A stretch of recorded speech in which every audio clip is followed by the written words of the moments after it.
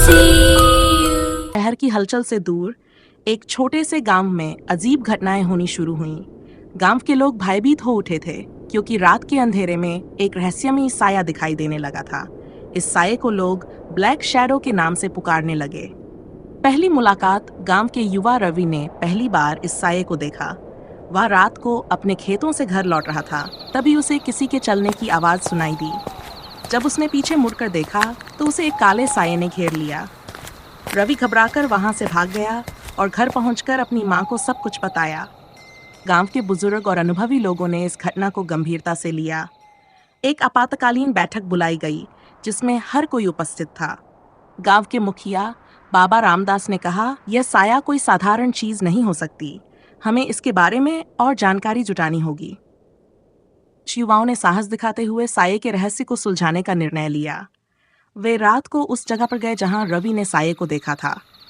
एक सन्नाटे भरी रात में जब सब कुछ शांत था, तभी अचानक वही काला साया प्रकट हुआ। युवाओं ने उसका पीछा किया और पाया कि वह साया एक पुरानी उजार हवेली में गायब हो गया। अगले दिन गांव के सभी लोग उस हवेली के पास पहुंचे। बाबा रामदास ने बताया, यह हवेली वर्षों से खाली है। कहते हैं कि यहाँ एक अजीब शक्तियों का वास है। सबने मिलकर हवेली की तलाशी ली और एक गुप्त दरवाजा खोज निकाला। दरवाजा खोलने पर उन्होंने एक पुराना धूल धूसरित पुस्तक पाया। उस पुस्तक में काले जादू और रहस्यमयी शक्तियों के बारे में लिखा था।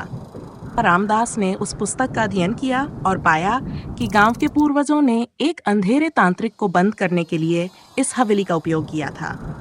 वही तांत्रिक अब ब्लैक शैडो के रूप में वापसी करने की कोशिश कर रहा था। उसकी शक्तियों को सक्रिय होने से रोकने के लिए विशेष अनुष्ठानों की आवश्यकता थी।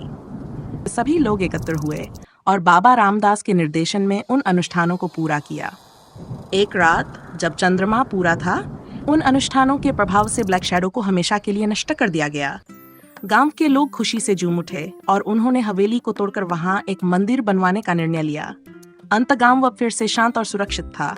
लोग एक बार फिर से हंसी खुशी अपना जीवन जीने लगे। ब्लैक शैडो की कहानी हमेशा के लिए गांव के लोगों की यादों में बस गई और उन्होंने इस घटना से एक सीख ली कि एकता और साहस से किसी भी संकट का सामना किया जा सकता है।